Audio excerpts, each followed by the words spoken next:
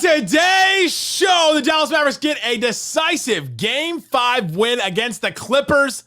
Luka Doncic, was it his flu game? We'll talk about all about how the Mavericks got this win and why Slightly was so confident on today's Locked On Mavs. I'm Luka Doncic, and this is Locked On Mavericks. How about 10 Mavericks? NBA champions. Bang! It's good! And the Mavericks have won the game! If you don't believe, you shouldn't be here. Loyalty never fades away.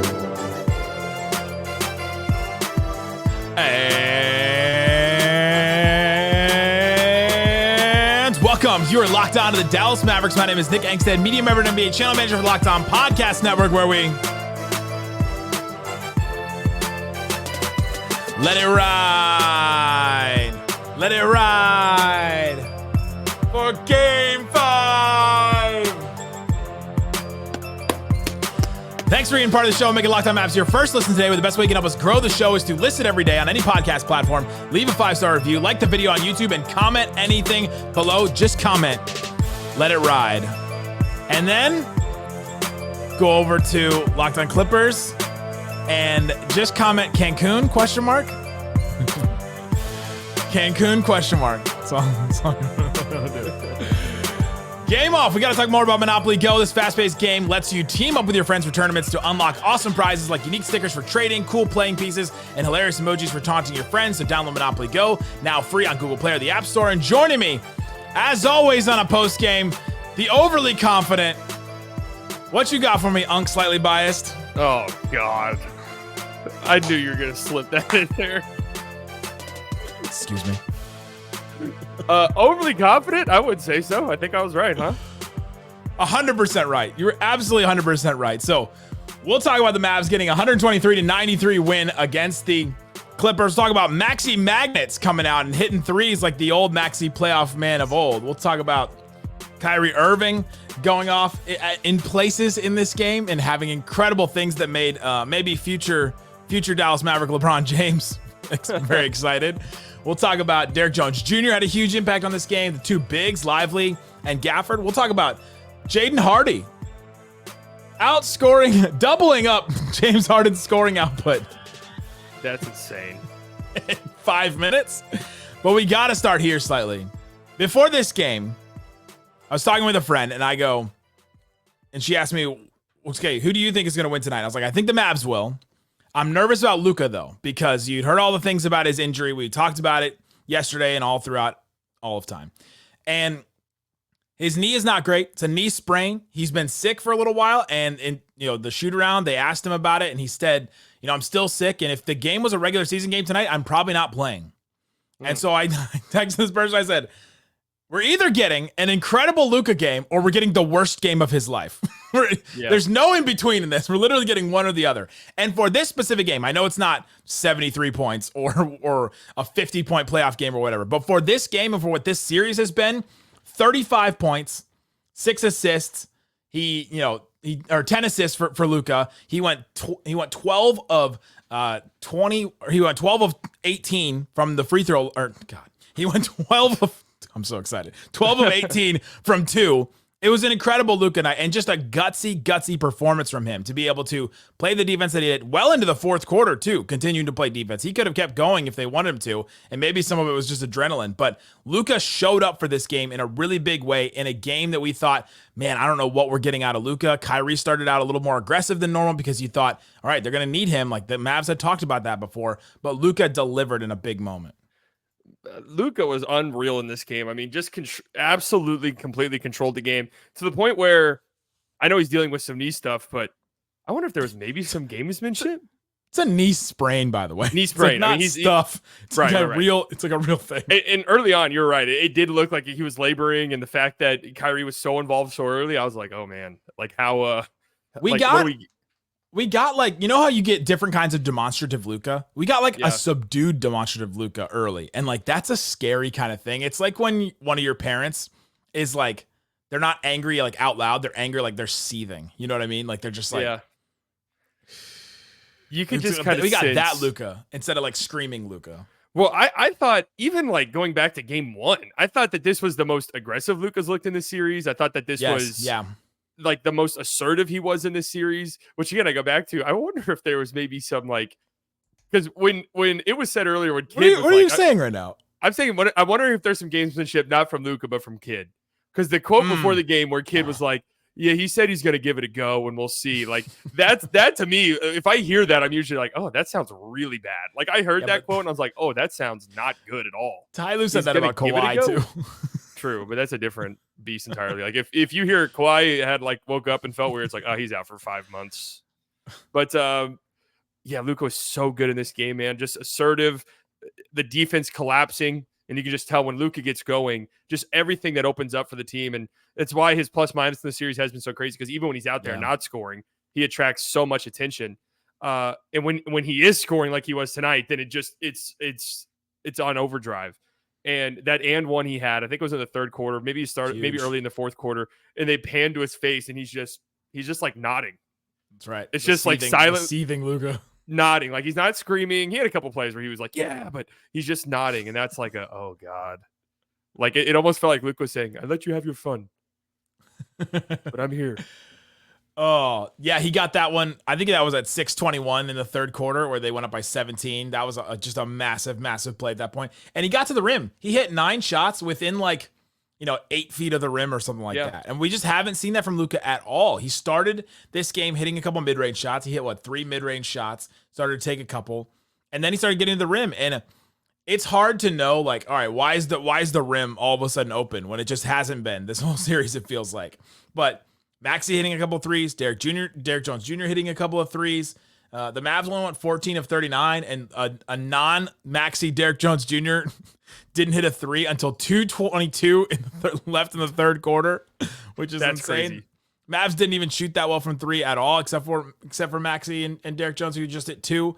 But it was open for him, and Luka finally found those seams and finally found his way to the rim in a way that he's always been able to against this Clippers team. We've just been waiting for this version of Luka to finally show his head, and that's why we've kind of been concerned. We have been all right, this injury is real because he's not playing the same way that he has. Yeah. And I still think he's probably dealing with the injury, but you get a couple days off and maybe it got a little better for him, and maybe, he's learned how to play with it. Maybe that's something too, where you just got to figure out, all right, what kind of things can I do? There was a moment though where Westbrook is going for that ball in transition and Westbrook just tackles Luka.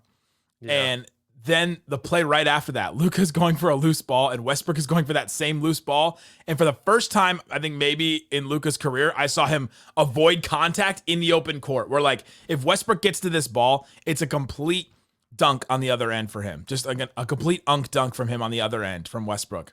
And Luka just completely avoids the contact and doesn't go for it at all. And I was like, oh man, he may be a little more injured than we thought, because he didn't want to go for that contact, because he knows Westbrook is just going to barrel right into him like he has all series. But Luka showed up and he was huge in this game. 35 points, led both teams. Nobody else had more than 15 in this game, and Luka had 35. That's perspective right there. Well, I'm excited to go back and watch to see how it all happened, but it felt like the Mavericks were just more assertive immediately. Once we get into our offense earlier, instead of setting screens 10 seconds left on the shot clock, we're going with 14, 15, and Luka's just attacking downhill immediately. It's not, I'm going to try and see if this guy will crash in from the corner so I can kick out. It was just, I'm attacking. And then that puts real pressure on the defense, even more than you already have just by being Luka.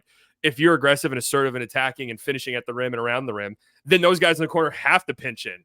They have to now. Yeah. Where in the series so far, the Clippers have been really good with their help, where they're just not sending it. Luka, usually against teams, guys are flying in from the corner to help on Luka, and that leads to kickouts and all these other passes that Luka loves, the over-the-head passes, the guys who are wide open, at the top of the key or on the wing.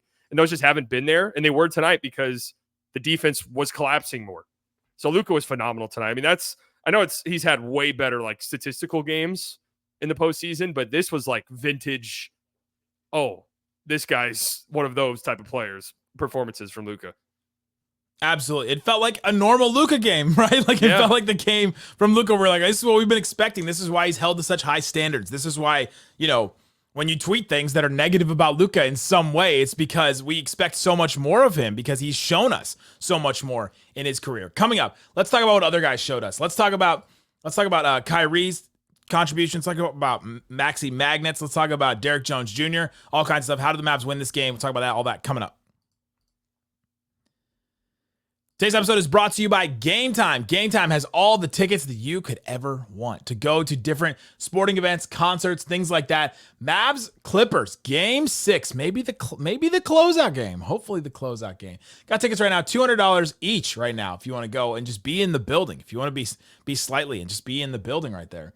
All kinds of great stuff. They have flash deals too, so you know that you click on one of those, it's going to be your best deal that you can get. They have one for like $500 in the lower bowl, which is fun. Go check out all those others, and you know you're getting all-in pricing. You know you're going to get the view from your seat right there. You can take the guesswork out of buying tickets with Game Time. So download the Game Time app, create an account, use that code LOCKEDONNBA for $20 off your first purchase. Terms apply. Again, create an account, redeem that code LOCKEDONNBA. LOCKEDONNBA for $20 off. Download the Game Time today. Last minute tickets, lowest prices guaranteed. Shut it down! Let's go home! Thanks for being part of the show. Make it Locked On Mavs your first listen today. Thanks for hanging out with us on Locked On Mavs, being part of the show, part of the Raccoon Squad, listening every day. We appreciate each and every one of you. Daily, 5 day a week, plus Dallas Mavericks podcast. Go check out these subtexts. If you want to watch back the game with me, I'll watch back a quarter with you, and I'll send you the file, and you get to watch it with me. Also, I'll send notes and things like that, so subscribe to the subtext. Click the link in the description. Text the number if you want to support the show and be a Raccoon Squad member to the next level. Do that. All right, Slightly. The Mavs win this game. We talked about Luka, talked about how huge he was in this game. They got contributions from a lot of other players, too. And I think Maxi, we got to talk about Maxi Magnets, because that was just a massive, like, he scored 15 points, hit 5 threes, 5 of 7 in 19 minutes. He was a plus 17, and he only played 19 minutes. It was massive, and the Mavericks, like, they finally just needed one player, just one. Just give one player. It was PJ Washington in one game, and now it's Maxi. Just one player to go off and give him something from 3. Maxi's playoff, being this much of a playoff riser is nuts. It's that Westbrook gene right there. It is. And he's shooting 50% from 3 in the series, and that's going to go up. That's just through the first 4 games. But his 3-point percentage in the last 3 playoff runs for the Mavs, 50% right now, that's going to go up too. I don't know. I'm not going to do the quick math, but 43% in the Western Conference Finals run, and then 40% in that series against the Clippers in 2021. Like, it is just something. Maxi comes out ready to play in the postseason. It is actually remarkable. And yeah, that was early on in the game when the Mavs were like 1 of 10 from 3, and it felt like nobody was knocking down threes, and it felt like a here we go moment again, because the Clippers were knocking down threes early. They stopped and ice cold, but yeah, they knocked down a few threes early, and it did feel like oh my god, we're really doing this again, huh? And Maxi, man, what do you have, 4 threes? But you have 4 or 5 threes in the first. He only played 19 minutes. He didn't play that much in the second half, really, at all. Yeah, true. That's true. So Mavericks started 1 of 10 from 3. Clippers started 3 of 8. Clippers finished. They hit 1 in garbage time. So the Clippers basically made they made 5 other threes the rest of the game, besides garbage time and the first set of the game. And that was the main thing we talked about yesterday with Reggie. We talked about how Jason Kidd was right to sell out on the 3 and to just let Harden get some of those floaters, and he did. Harden got a couple of those floaters in the first quarter, and he didn't hit any of them, and he went back down to earth in the way that we kind of expected with that shot. And so the Mavericks sold out on that, and the Clippers went 9 of 35 from 3. Mavericks only went 14 of 39. That's only 36%. That's not an amazing 3-point percentage. It is for this Mavericks team. We're very excited about 14 threes made for the Mavericks. But this year, when an NBA team in the playoffs makes 14 or more threes, they are 17-0. And I think now they're 18-0 with the Mavericks making this. That's an insane stat. I know. I mean, that might sound logical, where you're like, well, yeah, the team that makes most threes win. But that's just typically there'll be a team that, like the Nuggets, who will be like, yeah, we made 4 threes tonight and won by 25 points. And it's like, wait, what? How did you guys manage to do that? Celtics made 16. So teams are 19-0 now this season when they make 14 or more threes in a playoff game this year. Jeez, man. That's crazy. Hit the threes. Win the 3-point battle. If you can win it against this Clippers team, you win the game. If you can get close, you can still win the game. Look, that was the whole thing with them. This is why I had actual people in my life that were texting me like, people reach out to me on DMs, but like people who are like I've been friends with who reach out to me and like, dude, I'm not gonna IRL lie. friends? You have Yeah, some of those? IRL friends who are like, I just have Isaac. That's it. I'm your IRL friend. We hung out. Oh wow! I've seen you in IRL 2 times. Well, it was a great 2 times. Pause.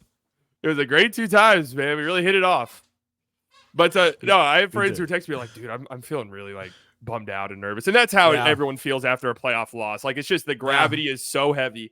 But I'm like, because nobody wants to go back and rewatch a game. I went back and I rewatched game 4, no matter how much it hurt, and I'm like, God, the Mavs just like the Clippers shot 62% from 3, man. That's just like an unbeatable number. You tweeted out that stat. It's literally an unbeatable number. It's never been beaten in the playoffs. Nope. And when you look at the numbers that you posted, it's like every team loses by 25 points usually. And you watch the game, it's like, God, the Mavericks just feel like they're doing things better than the Clippers. Like it just does. Their process is better. It feels like their defense is better. And, you tip your cap to Harden and Paul George for hitting those crazy tough shots and James Harden hitting floaters that he's not used to hitting in a big moment. Tip your cap. That's how the playoffs work. You're going to have games where superstars game you. Like that's just how it goes.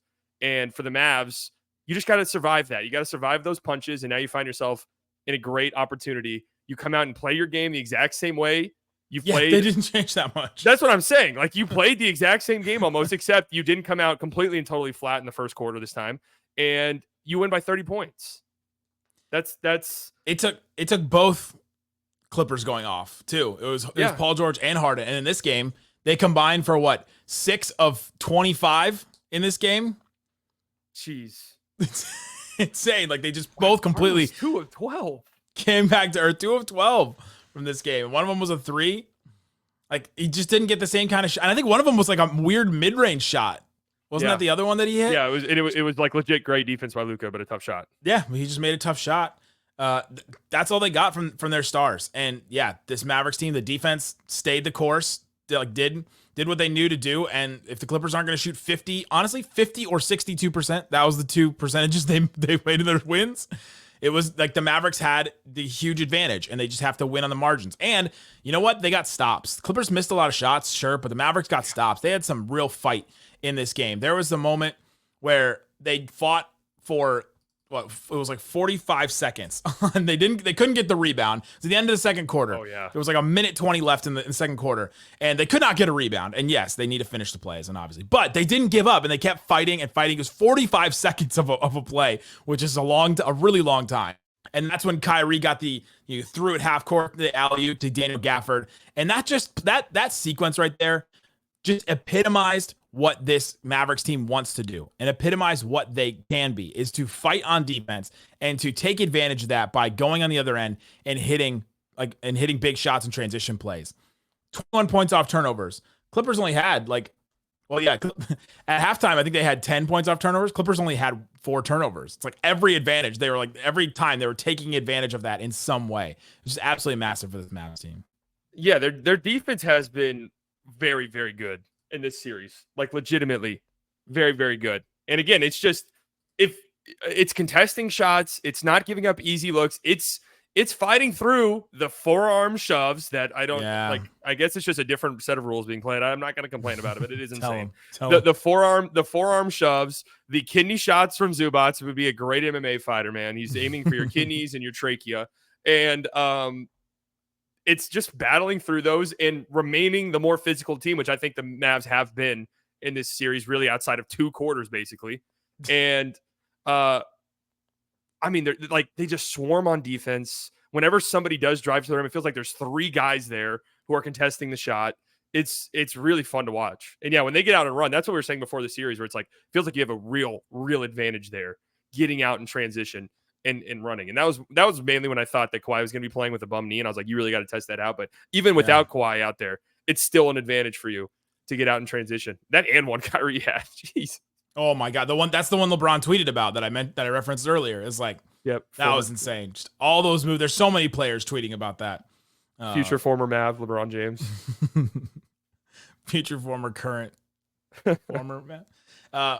So on the other side of it, though, what I said on our crossover with Darian is that I thought Westbrook would bring some of those advantages to the Clippers side that the Mavericks wouldn't be able to face, and he's been kind of unplayable in this series. Yeah, he's been there was a tweet from In the Lab, which is a basketball account on Twitter. He was sitting right behind the Mavs bench, and he goes, all they're saying this whole time is to let Westbrook shoot. That's their whole plan. Westbrook went 2 of 11, missed all 3 of his threes, and was just flying around the court in not like a great way necessarily for them. And he has not brought the things that I thought that he could bring to the series that would really hurt the Mavericks in pushing the pace in transition, getting out and running, being physical, hounding Luka on defense. Now, he's done some of those things, but not to the effect that we thought. And other guys have been better than him in this series. And so that has been a huge, huge advantage for the Mavericks. Coming up, there's a bunch more players that deserve some credit. Derrick Jones Jr. was massive in this game. We'll talk about Lively and Gafford too. And then, of course, we gotta have a little Hardy party. We'll talk about that and more. We'll get into that coming up.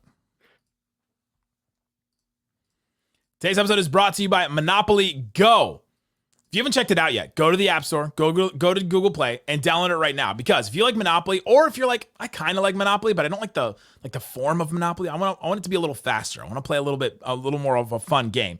Check out Monopoly Go. You can team up with friends for timed tournaments where you work together and build up each other's boards so you can play together. That's super fun too. It's not just like you trying to fight your friends and do all that. You can fight your friends in it. You can do that. But you can also work together and then unlock prizes, all kinds of fun stuff to get, emojis to taunt your friends, smash their buildings and things like that. Plus, Monopoly Go feels new and exciting every day with constantly changing tournaments and challenges, a ton included into their own mini games, things like that. Go check it out. Always new timed events that can help you win big, like massive multipliers for everything you win or rent frenzies. So go download it now free on the Google Play or App Store. Again, download Monopoly Go on the Google Play or the App Store.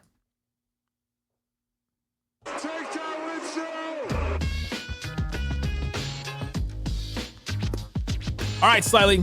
A lot of other players deserve some credit in this game. I thought Derrick Jones Jr. just played such a great game in this one. I mean, contained Paul George in the way that we've seen him before. Basically, he's contained Paul George in every game except for 4, right? Done a really great job besides when Paul George was hitting everything.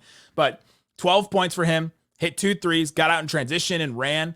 He had 3 blocks in this game too. I mean, 5 fouls, but he was playing physical, being in, like getting in there. And one of his fouls was just such a BS call where Paul George pushed him. Got the forearm shiver and the straight push off like you mentioned earlier. But Derrick Jones Jr., man, he's been the Mavs' 3rd best player this whole series. Yeah, PJ for 1 game. Derrick Jones Jr. the rest.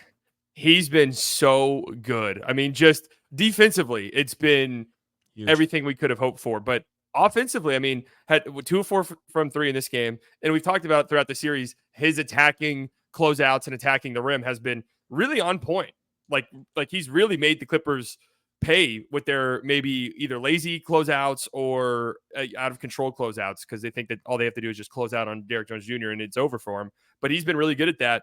And I really appreciate the just the energy and effort and hustle that he plays with every single second, no matter who he's guarding, no matter, how difficult the matchup is or what they're doing or the officiating, if he's frustrated by it. I mean, it's just 48 minutes or however long he plays of just physical defense, lengthy defender, and he uses all of that length. It's just, I really love Derrick Jones Jr. and I hope that he's here for the long term. I do too. From day one, from media day, when I got to sit down and talk to him in one of our interviews, I just liked his determination. I liked that he was like, "Hey, I got things to prove. Like I'm a minimum contract player this year. I've got things to prove." He's going to be a free agent this summer. That's the Mavericks' one big thing that they have to figure out this offseason is him, and then see if they can upgrade in other places. But that's their one big thing to try and figure out is if they're going to keep him and figure out what to do. And because he has been awesome in this series, and it's been a great series for him. And you love everything that's happening to Derrick Jones Jr. and all that. The bigs, we talked about Maxi and his 3-point shooting, but the bigs, you got Gafford started, but then Zubac hit a couple of shots in the paint. They went to Lively really quick. I noted that. It was like at 8:26, so pretty quickly in the game, like 4.5 minutes or so. They went with Lively. Lively comes in. He plays about 5 more minutes than Gafford, but he played a little later. They combined for 20 points. They combined for 12 rebounds. They combined for 2 blocks, a steal, an assist. I mean, it was just a really big game from those bigs, and like not even like a big statistical game, but like a big game for what the Mavericks expected to get out of that center spot that they just did not get in their 2 losses. And I think a big reason for that is, again, Luka just assertive and aggressive immediately. Yeah. Like we're going to punish this drop immediately, and I'm making quick decisions, and I'll attack the rim and I'll shoot and I'll do whatever I have to do.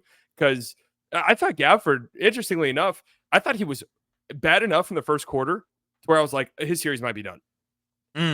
Because I thought it was interesting. There was a lot of talk about, is Lively going to start? I saw a lot of people saying that Lively should maybe start in this series. Gafford got subbed out like 3 minutes into the game. Right.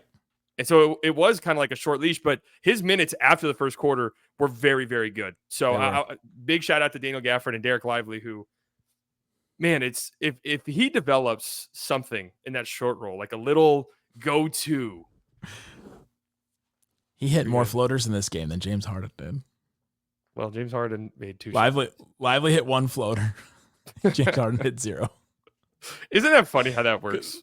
Lively got stuck. Lively got stuck on a play where he took 1 dribble to the rim and he couldn't go straight to the rim and had to throw up a little floater, and it bounced around and went in. But still, those plays in the short roll where he can just take a dribble and do something with it. The more he develops that a little, and Gafford hit a shot. Gafford hit a drive off of 1 dribble from the 3-point line. You're like, oh yeah, that was nice. Both of these guys can do something off the dribble. That just changes the dynamic and the geometry of your whole offense. They have to be aggressive on those because throughout times in the series, they have not been. And it's the Clippers have gotten away with having Norman Powell or James Harden or Paul George be the low man on those screens.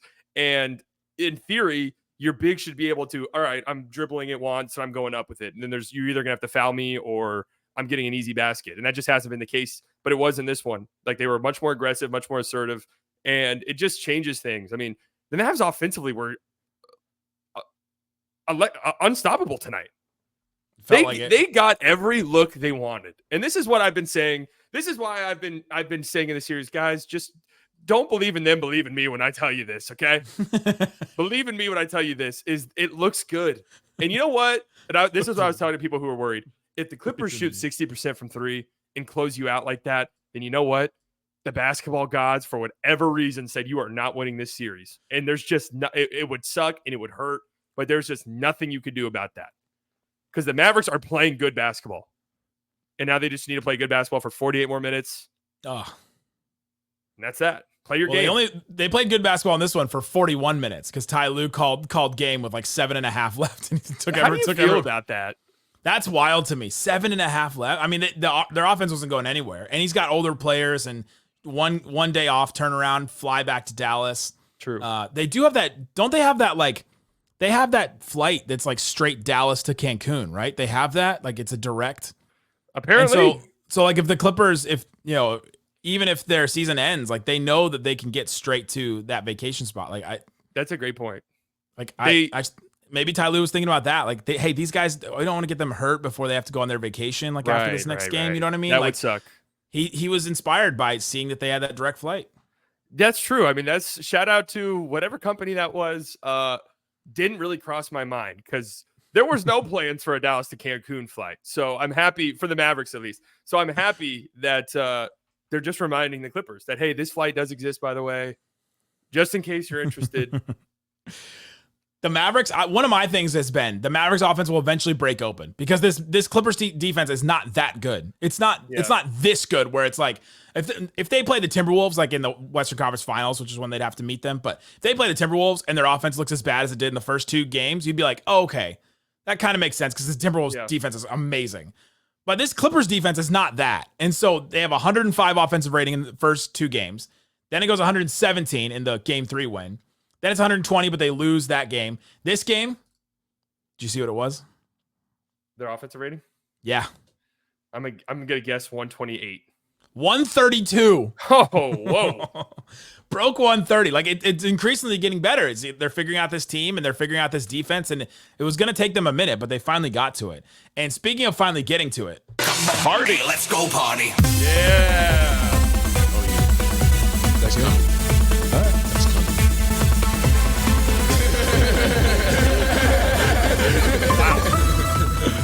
You want to know what's sad? Come on, Hardy. Let's go party. I don't think I've experienced one of these. We have not. I have not played this year, I don't think, with you yet. Because it has not been a good Hardy year, but we got finally a Hardy game. And if you were one of the people that I said this to before game 2 or maybe the end of the season. At the end of the season, I think it was maybe game 82 or game 81, where I said, they were like, "Do you think Hardy's going to play at all?" And I go, "I think he'll have one game where like he just goes off or like a little flurry. We'll get like a little Hardy, a little mini Hardy party."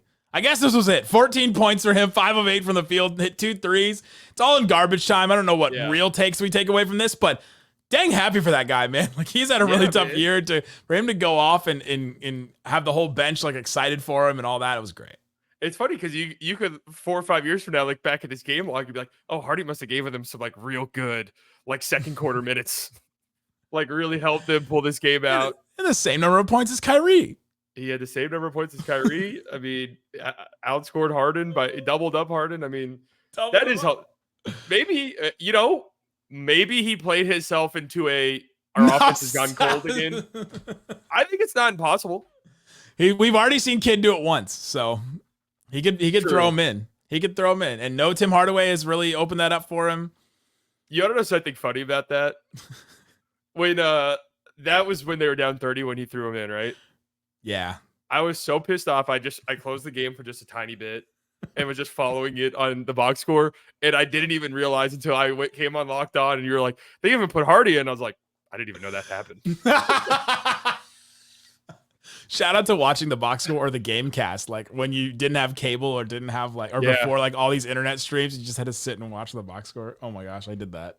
Yep. So many times. Oh my gosh. Hardy, shout out to Jaden Hardy, the Hardy party. We got it. Amazing. AJ Lawson 3-2. He contributed to it. The 14 threes. They wouldn't have applied to the 14-3 rule unless Lawson hit that 3. True. That actually is important to understand is that their numbers are inflated by garbage time 3-point shooting. So it was actually worse. No, it's not. Just still feel good about it though. No. I'm saying that as a positive where it's like they're doing this and they have not. You're gonna get a miracle 3-point game. Like the Heat are not a great 3-point shooting team, and they got a miracle 3-point game in their series to win one against the Celtics. They have good shooters, but I think as a whole, like Caleb Martin raining threes is like, what is transpiring? You've seen him do it before. But Maxi, we've seen him do it before too, and you got the Maxi 3-point game, and there it is. There you go. Go check out Slightly Biased on YouTube. Always great stuff, streaming during the game. And Game 6. We should both be in there in person, and we should be hanging out, and you should come see us. I'm in section 123, and this will be great. I'm really excited. Guys, thanks for listening to Locked On Mavs. Peace out. Boom! Come on, baby. What'd I tell you? Believe in me. Game 6. Slightly delusional. That's right, baby.